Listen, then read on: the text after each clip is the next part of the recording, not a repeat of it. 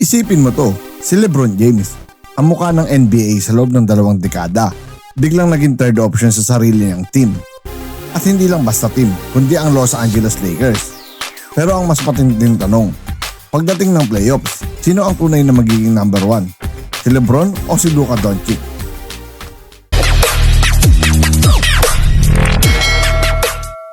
What's up mga idolo? Welcome back sa ating channel. Sobrang init ng balita ngayon sa Lakers Nation. Ayon kay head coach J.J. Redick, may malinaw na role na sa team.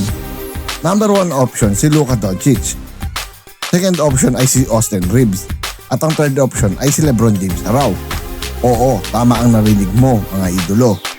Pangatlong option na si LeBron. Pero ang tanong, ito na ba talaga ang bagong era sa Lakers? O isa lang tong strategy bago sumabog si LeBron sa playoffs? Mga idolo, bakit si Luka ang number 1 option, sabi ni J.J. Redick? Hindi na bago ang pagiging superstar ni Luka. Sa totoo lang, isa siya sa pinaka-dominant offensive player ngayon sa NBA. Elite scorer, playmaker, class gene. Si Luka ang tipo ng player na kaya magdala ng buong team. Parang batang version ni LeBron mismo. At kung titignan mo ang sistema ngayon ng Lakers, mas bagay kay Luka ang pagiging focal point ng offense. Hawak niya ang bola, siya ang gumagawa ng plays, siya ang unang option sa scoring. At dito papasok ang strategy ni Coach Redick, gawing Luka-centric ang sistema. Mga idolo, Austin Reeves as second option. Medyo shocking din na si Austin Reeves ang second option.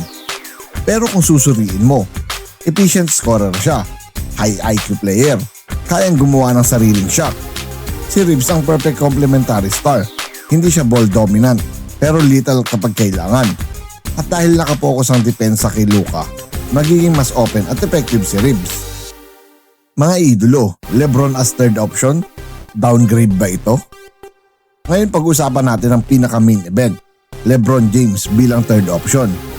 Para sa iba, parang disrespect ito, pero sa totoo lang, strategic move ito. Sa edad ni LeBron, hindi na niya kailangan buhatin ang team buong season. Mas importante ngayon ang energy conservation, health, playoff readiness. Parang sinasabi ng Lakers, LeBron, chill ka muna, kami na bahala sa regular season. Pero alam natin, si LeBron hindi yan basta-basta papayag na maging background lang. Mga idolo, playoffs, sino ang magiging number 1? Ito na ang pinaka-exciting na part. Sa regular season, oo si Luka ang number 1. Pero sa playoffs, ibang usapan na yan.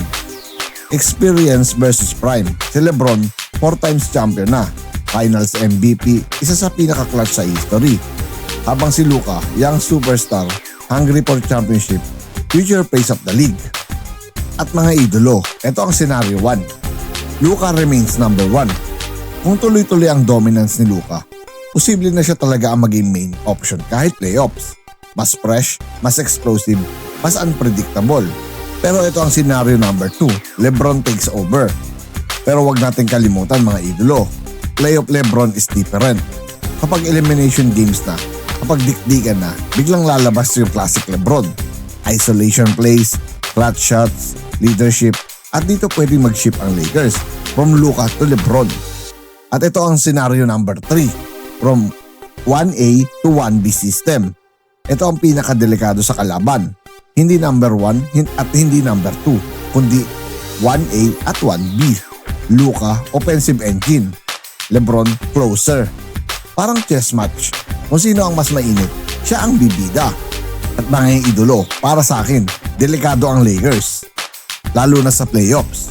Kung iisipin mo, ang Lakers ngayon ay may superstar scorer na si Luka Doncic at may elite all-around legend na si LeBron James at reliable third star na si Austin Reeves.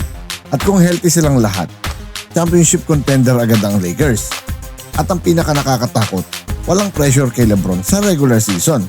Pero sa playoffs, fresh siya dahil mas ginagamit si Luka at Austin Reeves sa regular season. Kaya mga idolo, ito ang tanong ko sa inyo. Sang-ayon ba kayo na si Luka ang number 1 option? O dapat si LeBron pa rin kapag playoffs na? Comment nyo sa baba kung Team Luka ba kayo o Team LeBron. At ating pag-usapan sa comment section. At kung gusto nyo pa ng NBA stories, analysis, latest basketball debates, siguraduhin yung mag-like, mag-subscribe at i-hit ang notification bell button. Dahil dito sa channel na ito, basketball ang tunay na panalo.